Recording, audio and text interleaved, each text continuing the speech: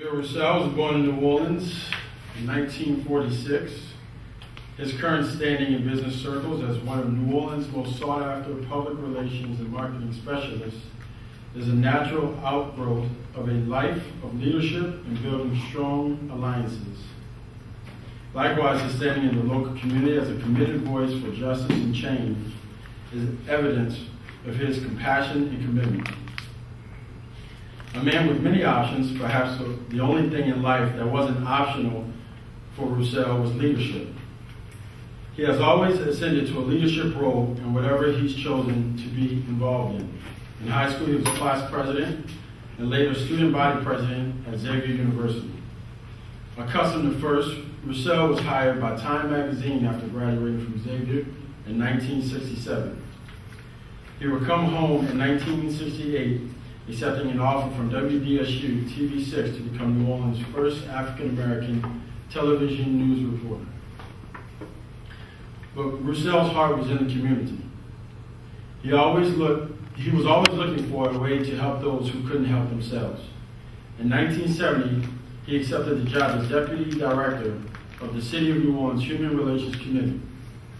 And in 1972, under the mentorship of Aretha Castle Haley, whom Rouselle credits with teaching him everything he knows about community organizing, he switched gears and began grassroots organizing with the Free Southern Theater and the Parent Community Alliance. Rouselle was asked to join the board of the New Orleans Jazz and Heritage Foundation, the first of many boards he would sit on. He would eventually serve as president and help oversee the development of the festival into one of the world's premier music venues. After working as an editor and publicist for the Black Collegian magazine in the early 80s, Rouselle and his partner, Kalamu Yasalam, founded Bright Moments Incorporated in 1984. In the early years, the company focused more on public relations, eventually moving into marketing and advertising. For almost 30 years now, Rouselle and his company have provided these services to a long and growing list of clients. As a result of Hurricane Katrina, Rousselle's company has developed a new list of clientele as well as decided niche as the go-to agency for community outreach.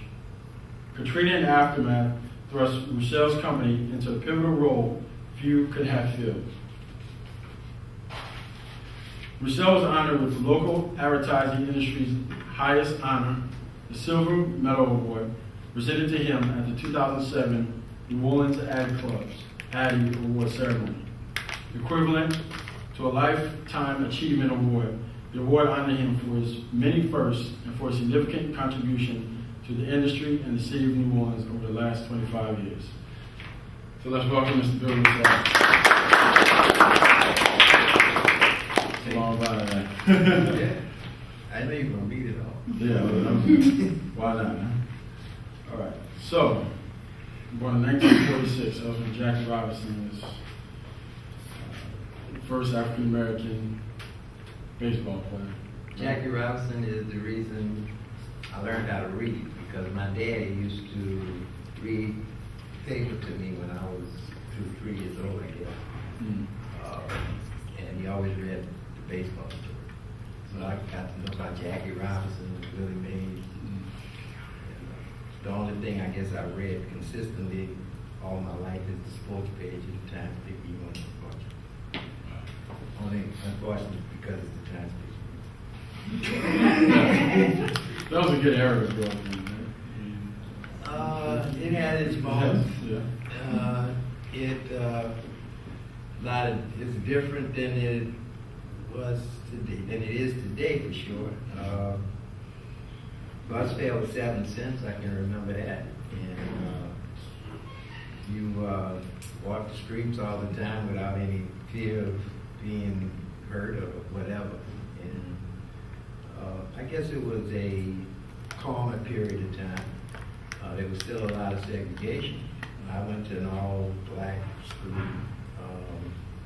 I went to McDonough 36, which is now Mahalia Jackson, Carter G. Woodson. I went to left Woodson, and my mother took me out of Woodson because she didn't want me around the kids in the project, the Magnolia Project. So she put me in Xavier Prep. Xavier Prep was a co-ed school back then. And what was interesting is the nun who was the principal at Xavier Prep really wanted to win the state football championship, and Woodson had the best junior high school football team in the country back then. So she recruited all the kids that my mom was trying to get me away from to come and go to school at the prep. So I have an interesting young part of my life. Now, y'all don't know, but his nickname is Old School Pistol. Old School Pistol, so how'd you get that name? Y'all gave it to me. I hanging with Irvin and his crew, and they came up with this concept of this old school pistol. I'm not sure what that means. But that's who I am. All right. Does anybody else call you school? Yeah, you got the people starting to call me that. All right. So how did you get in public relations? What was the interest? Well, I guess because I did, I finished from Xavier in '67. I got a job offer to go to New York to work for Time Magazine. I worked there for about a year, came back to New Orleans to appear at a career day program that the Urban League was doing. And while I was here, I interviewed for a job at WDSU, so they eventually hired me at WDSU. And I think because I had the media experience and background, as I started working in the community, I worked at WDSU for about another year and a half. Went to City Hall and worked there for about a year and a half, and then I started doing work in the community through the Free Southern Theater. I figured back then, you know, I figured the revolution was around the corner, so I was going to spend my time working toward change and working toward the revolution. So I left city government. I went to work with the Free Southern Theater, which is a theater company that was tied to the civil rights movement. They did a lot of theatrical productions that tried to focus on the issues that were current at the time, and we got very much involved in organizing the community around different issues. And they always came to me because I had the experience, so we started dealing with the media. And eventually, we figured out that we might be able to make a living off of doing public relations. After I spent time at the Free Southern Theater, I went to work for Black Collegian Magazine, and eventually Kalamu Yasalam, who was the editor of Black Collegian, and I decided to start a public relations firm. And we were doing political campaigns back then too. Okay. So the political campaigns, I guess, kind of thrust us into a public relations atmosphere. We decided to try and start a company. All right. And make a living. I see. So now let's go back to times. You were 21, right? You were 21? Mm-hmm. 21 years old. Yeah. First time out of New Orleans. Went to visit an apartment in Brooklyn. And, I lived in an apartment, Evans Fields Apartments, where the old Brooklyn Dodger Stadium used to be. Okay. The apartment complex there. And I served as a publishing intern, is what they called it. I worked for a while with Time Life Books. They had a magazine format that they were introducing to the classrooms to provide people with current information, current history. I did some work with Sports Illustrated in their marketing department, and had the opportunity to meet Gordon Parks and some other really important folks in New York while I was there. It was an interesting experience, but New York is so much different than New Orleans. At 21, you don't know that, but then I was happy to be able to get back home. What was your first experience? You're like, I'm really in New York. Well, it was real clear to me because I walk down the street and I say hello to people and they look at me like I'm crazy. They think I was trying to hustle. I mean, people don't talk to each other in New York unless they're trying to hustle. I mean, I guess. And, So did you have to adjust your behavior a little bit? yeah, you adjust. You know, I didn't change. I don't think fundamentally, but New York is a lot quicker pace. And it took me a year after I got back home to slow down to the New Orleans pace, but it's different. I mean, the pace in New York is much, much quicker than it is here. But they don't have as much fun as we do. That's true. So, okay, so how did the WDSU hire happen? Did you reach out to them? Did they reach out to you? They were looking to hire somebody black. I mean, that straight up was the case. What was the environment at that time? Well, I had some interesting experiences at WDSU because when I came down to do that career day event for the Urban League, they asked, that was during the period of time they interviewed me and they asked me to come to the station. They wanted to, I guess they wanted to see if I knew how to write or could matriculate in their world. And so one Friday evening, they invited me to come over and just sit in the newsroom to see what it was like to be in the TV station. Well, that particular Friday was April the 4th, 1968. Anybody know what day that was? Martin Luther King was assassinated that day. So my first day in the TV studio was the day Martin Luther King was shot and killed. I walked in the studio about 6, and they were reporting his being shot by 6:30. They reported he was dead. So this was before CNN and headline news and all of that stuff. So the only news coverage you got was the 6 o'clock news and the 10 o'clock news. And WDSU at that point was the leading news station in the city. So I sat in the station and watched all these ticker tape reports coming in about the riots in D.C. and in Detroit and New York. And police officers visited the station and asked them not to air the information about what was going on in the rest of the country. And they didn't. They were concerned that that was going to be enough to incite people here to do something. So my first day in the TV station was seeing censorship for all intents and purposes in its rawest form. And I guess that kind of helped form my view of the media. And I worked there for a year. I took the opportunity to learn as much as I could. I always have understood that the media has a point of view, and that at the end of the day, these are business operations that depend on advertising dollars to survive, and they have a point of view. And if you pay attention, you can pretty much figure out what their point of view is by what they report and how they report. What station did you watch, Ryan? I generally watch ESPN. I tend to watch DSU. I got to keep up with the news, and that's probably That's important. yeah, it's part of the job. I mean, as a PR company, we have to be cognizant of what's going on and stay on top of it.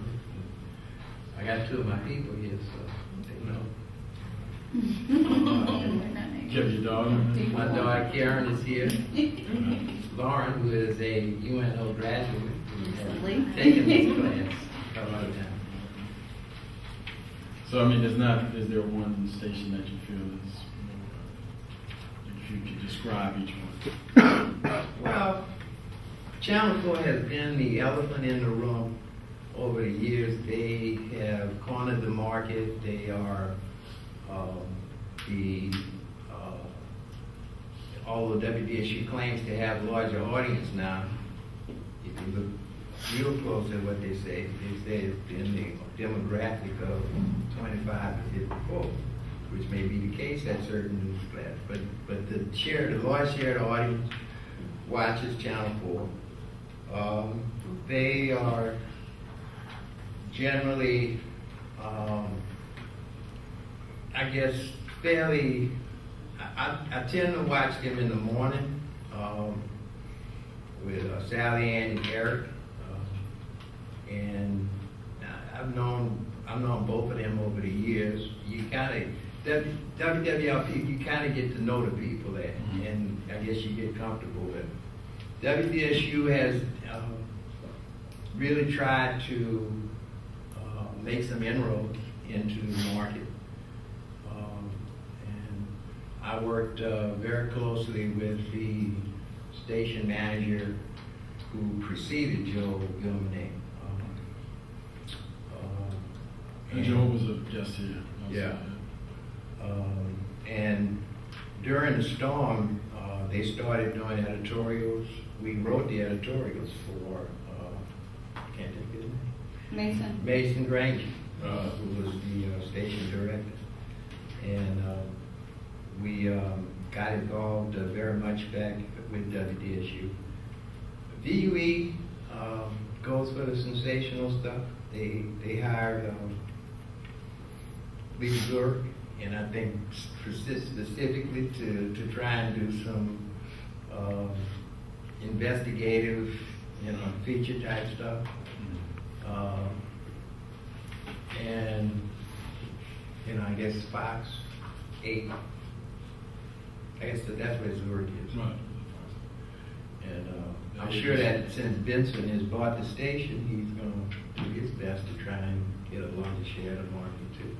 At the end of the day, if you look at them as business operations and understand that part of it and recognize what they are trying to do, I mean, at the end of the day, the stations are trying to get the largest share of the market, which is why you see the investigative reporting stuff, and particularly when around ratings times, they want to try and do something that's going to get people to watch their station and pull the numbers up.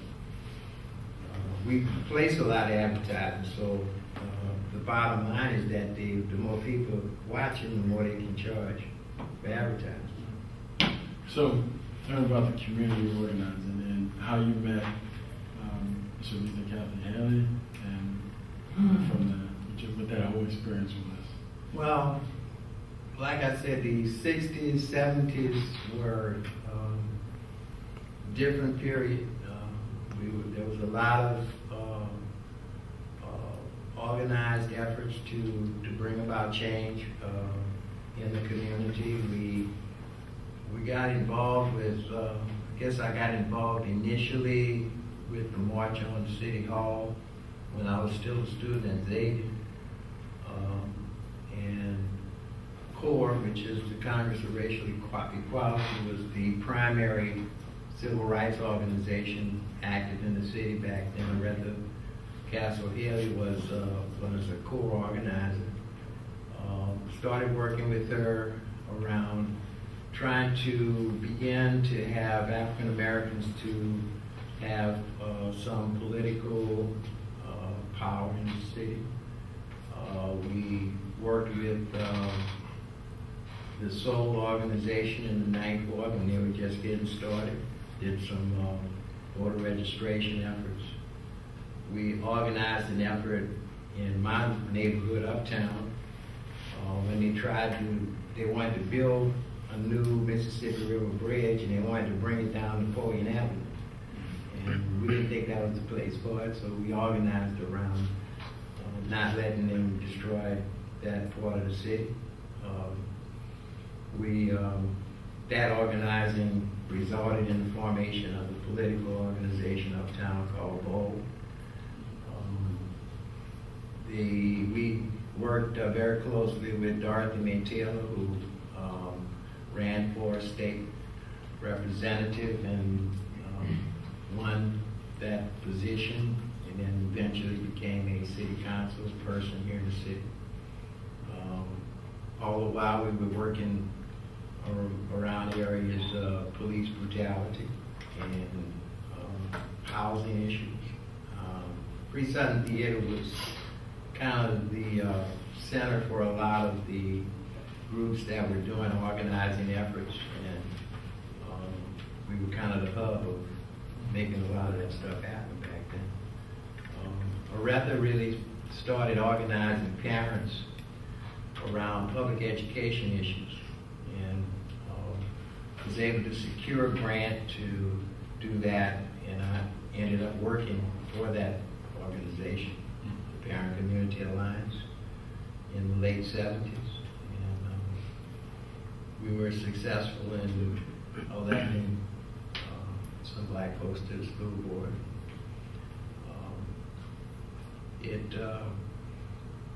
Eventually I got much more involved with the public relations business once we opened Bright Moments, and wasn't as active in community organizing work. But I tell people all the time, all public relations is community organizing. Right. At its core, it's getting people to come together around a particular effort and marshaling the forces to make things happen. So tell us about when you stormed the mayor's office. Well, If I can put it like that. I was I wasn't one who took over the mayor's office, but I was on the outside, and we organized a demonstration outside the city hall. But back in the late 70s, there was a police officer killed in Algiers. Greg Newport was his name. And in response to his killing, the police went crazy and started basically terrorizing people in the Algiers area. They ended up shooting and killing a young man and his wife in their bathroom. And we organized a response to their murder. Turns out that the police officer that was killed was involved in the drug trade, and apparently got killed over some drug deal that eventually came out. But the city wasn't doing anything, and we figured we had to do something dramatic to get them to do stuff. So on a Thursday, when they had a normal council meeting, we had a group that was in city council raising hell, disrupting the council. While they were doing that, we had a guy going through the building, turning on the fire alarm on every floor. And all that was distractions for what we were really trying to do was to take over the mayor's office, which is what we did. So we had a group that went in and took the mayor's office. Who was mayor? Dutch Moore. So this wasn't black, whites necessarily, but Dutch had hired a police chief who had formerly been the police chief in Birmingham, Alabama, named Parsons. And Parsons was not a very responsive police chief, let's put it that way. So they weren't interested in finding out who actually killed the officer, they were just interested in blaming the black community? We later discovered that, part of the issue is that the police, as you have come to know, have this culture of not telling on each other and not being open to anyone of their people doing anything wrong. So we were fighting against a cultural, manifestation of the police department. And even though we had a black man, he was basically powerless because he couldn't do the indictment. Harry Connick was the DA, and Harry Connick wasn't about to indict any police officers. And they really weren't following through on the investigation. So we took the feds to come in and that's the only way we ended up a lot of this stuff coming out, because the attorney, Mary Howe was the attorney. She eventually filed a civil rights action and ended up winning a case. And they had to move the venue out of New Orleans to get a win out of this case. But part of what we did was take over City Hall and held it for 2 days to really dramatize the fact that the community wasn't going to sit around and let this happen. And we ended up not having to go to jail because I ended up negotiating this whole process. So it was an interesting part of my life, to say the least. What's your greatest strength? I think at the end of the day, I listen well, and I've learned to synthesize what I hear and help people come up with solutions. And that's really all we end up doing every day, is helping people find solutions and help people to figure out how to accomplish what their goals are. That's what public relations is. That's the way I operate. And I don't consider myself a great writer. I don't think I'm the greatest producer or anything like that. I'm a community organizer. That's what I do. So You might ask my people. so bright moments. Where's the success of it? Where'd you get your clients?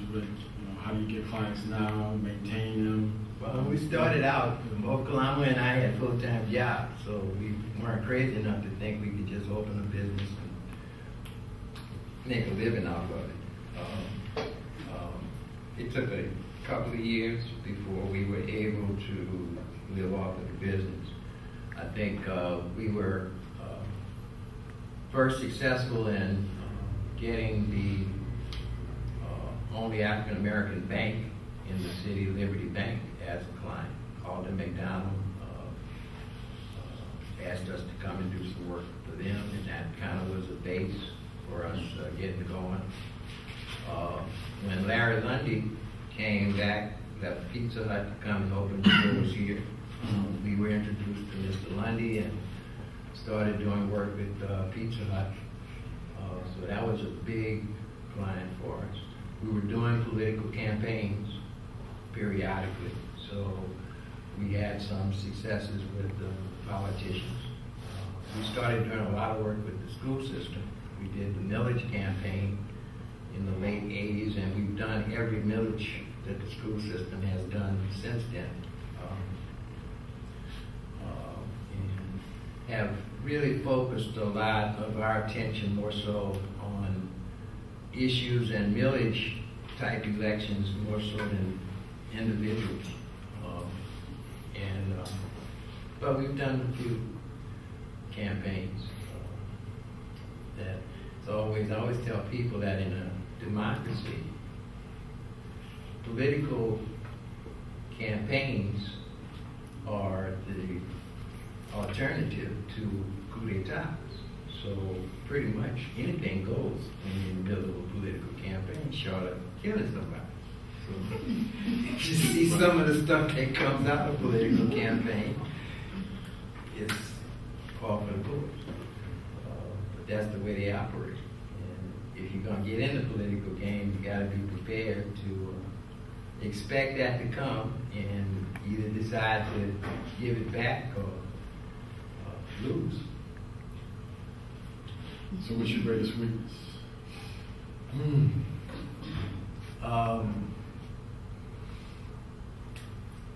I guess I tend to be a little bit too loyal to a fault. If I have a relationship that I believe in, I might hang on to that relationship longer than I need to. But I'll accept that as a fault because it's who I am. So I'm asking you some questions. First thing You wouldn't answer me questions, none? I'm asking questions. Yeah, right.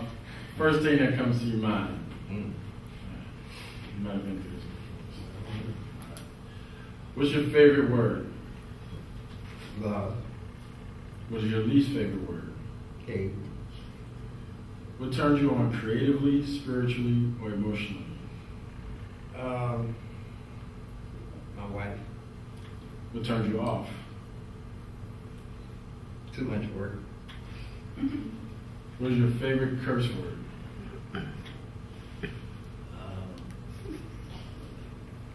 Fuck, I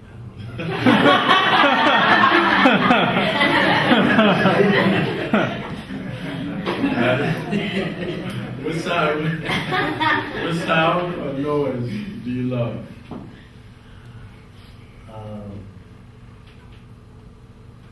I like it when the slot machine gets. What sound or noise do you hate? I hate to hear gunshots at night in particular.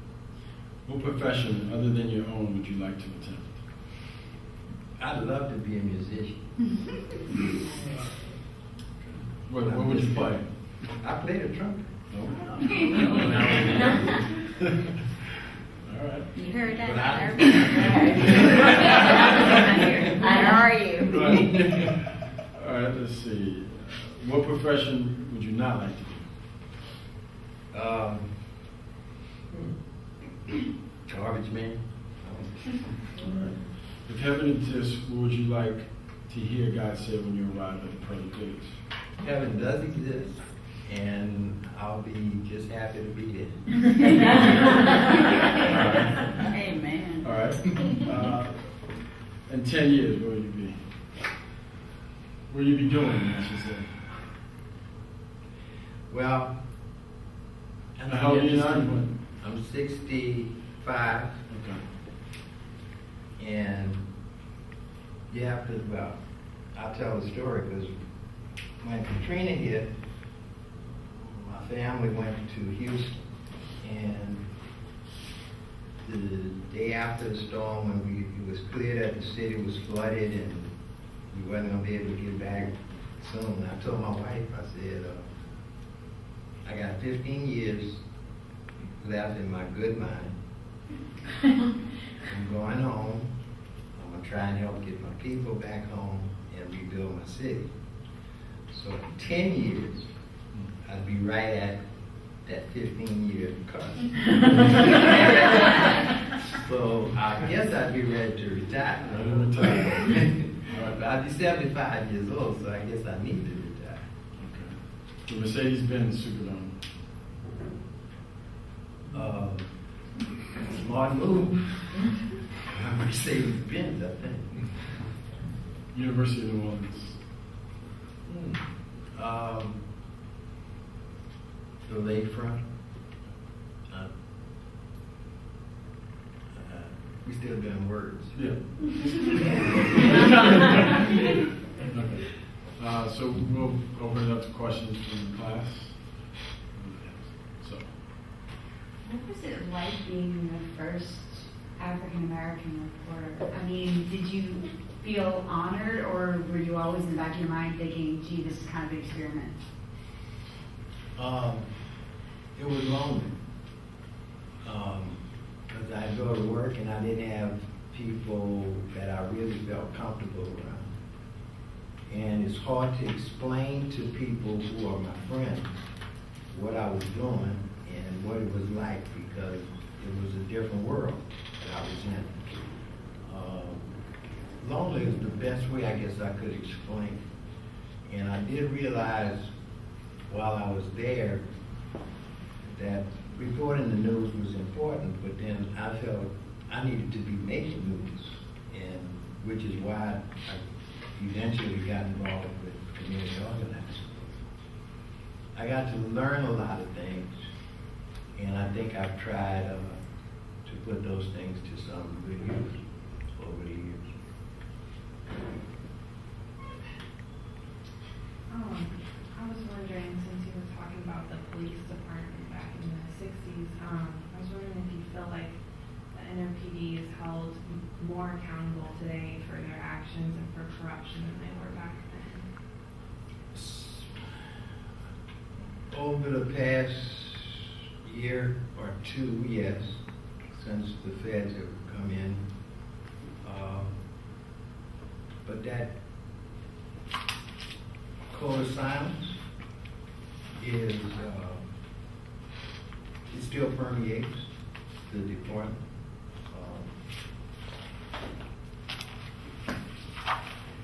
There is a greater acceptance for some misconduct by the police than there used to be. And I think that's because there's a greater concern about criminal activity. And the real problem is, I think, over the past decade or maybe 20 years, black males have been demonized as the problem in crime. Not to say that there have been black males who've done some heinous things, but there have been some white males that have done some heinous things too. And police officers tend to terrorize black males. I think there's a fear factor there. And black police officers sometimes are even worse on their black brothers. There's got to be a point at which we pay a lot more attention to developing productive citizens and doing a better job of making sure everybody gets a great education and has a real opportunity. Because the reality is the reason you have crime in this community, in my opinion, at the level that it is because the drug trade offers a much better alternative than most anything else.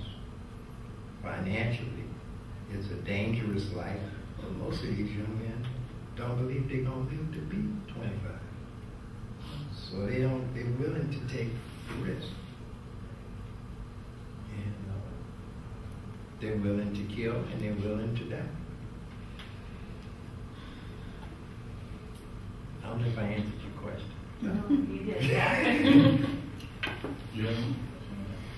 Oh, yeah, do you think you were alienated when you first started because they just chose you because you were black? Like, did you deal with? I had some people who did push away. I had others who were very open. I grew up in a mostly black environment, so it took me a little while to get used to white folks. But after I got to know them, it was all right, dude. They had good ones and they had bad ones, and I had to learn that. And I think that's what happens with everybody over a period of time. If you hang with people for long enough, you get a feel for them. Some of them are good, some of them ain't. And you get to hopefully react to them. As a civil rights activist, do you believe that we can eventually find true harmony, or do you think there'll always be hate and segregation? I believe Christ is coming back. So eventually it will be some type of real harmony. But in the real world,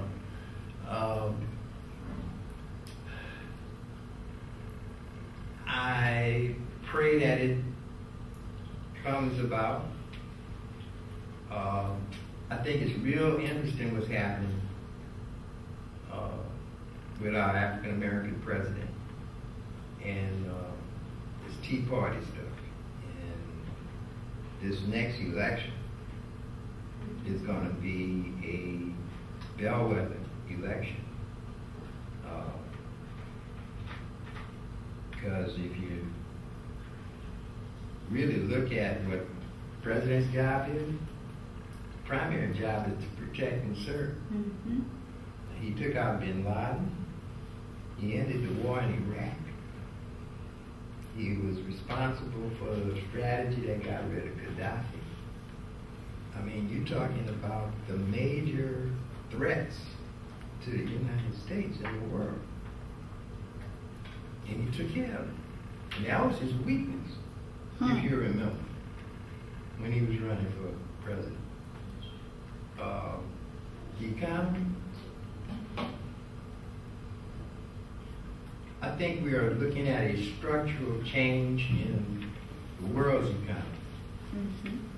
And it ain't just the United States that's having problems. It's all over the world.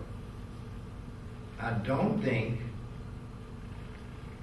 the strategy that the Republicans suggest is the right strategy.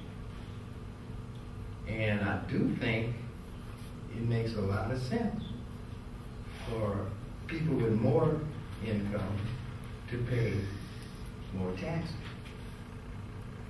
I don't know. I mean, to me, it's pretty simple.